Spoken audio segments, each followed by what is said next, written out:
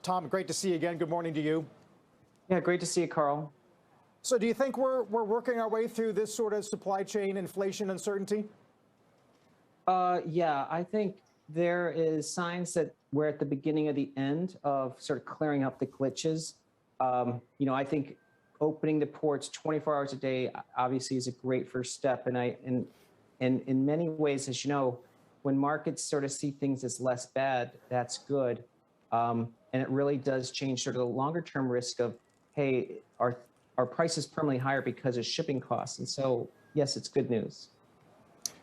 To what degree do you think it pertains to tech in particular?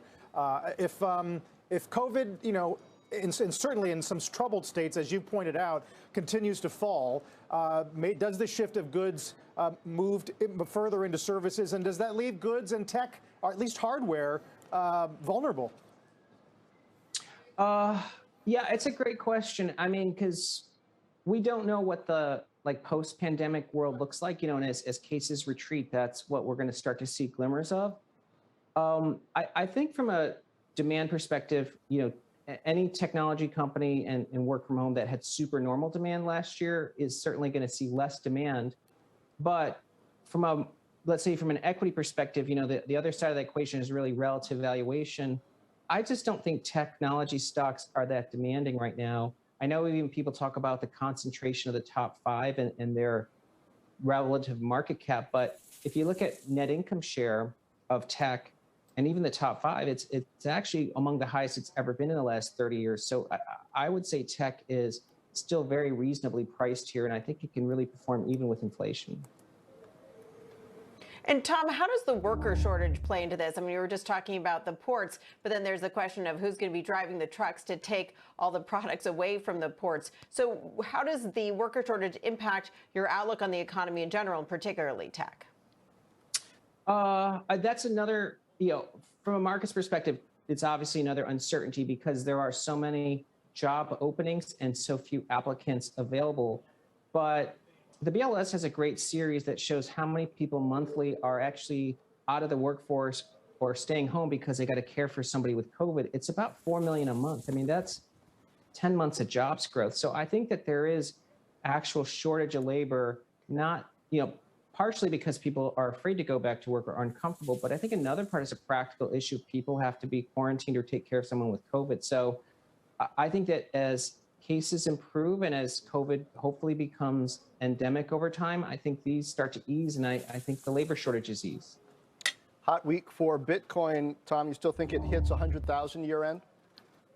Yes. I think Bitcoin is still really strengthening, the narrative around both store of value and protection against inflation and also against, state censorship. So those are really the three things that have attracted people to owning something like Bitcoin. And because it's a network value asset, and its value grows exponentially, I think there's more people falling into that camp. So yes, I think 100,000 is possible before year end. This is a tech show, Tom, but you have consistently called energy a fat pitch. And I wonder how you balance some of those classic reopening trades with the ongoing demand for tech, and as you point out, making up such a large part of the indices. Yeah, Carl, it's a great question because it almost seems like I'm trying to talk about two different story arcs, but I think it's actually a great hedge because, energy is really the place where we're seeing the greatest structural shortage, and price has to adjust to reflect that, and energy stocks, which are so under-owned, need to adjust even greater. So, I mean, as we've said, we think energy could maybe even double this year in price. But on the flip side, if I had to think about where investors' mindsets are and the uncertainty of supply chain glitches, inflation, labor costs, all of these are actually tailwinds for demand for technology because the biggest cure for wage inflation is technology. So I think technology is still a great place for investors with the right time horizon to be buying here.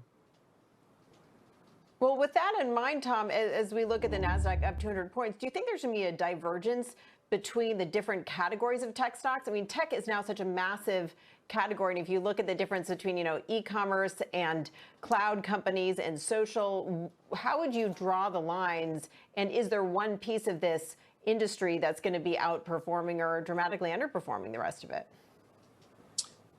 It is I mean, tech is huge now, right? Because it's the largest sector weight in the S&P, but also, the largest contributor to really GDP growth in the U.S. and globally. I mean, to me, the themes that are really rock solid are the productivity that comes from technology investment. So it is still going to be a lot of software, but I think that also means infrastructure. So I think a lot of the industrial like technology makes a lot of sense. I mean, cloud we know is a great sort of long-term story, but it is there. It becomes valuations quite challenging, and also, it's a really widely known and well adopted. So I wouldn't say crowded, but it's not like there was necessarily a positive surprise. And then I think, FANG to me was consolidating this year. But if you look at the history of FANG stocks, they essentially have PE derating every other year. So this is the year that they're derating. So next year, I think you get the benefit of FANG having both great earnings growth and the probability of multiple expansion. Fascinating. I mean, I love that. I love that bridge between tech and energy, Tom. You've been pointing out all week sort of how gasoline, for example, is a smaller share of wallet than it was 14 years ago. And a large part is because you don't have to drive everywhere. You can always Zoom. Tom, thanks. Good to see you. Tom Lee. Thank you.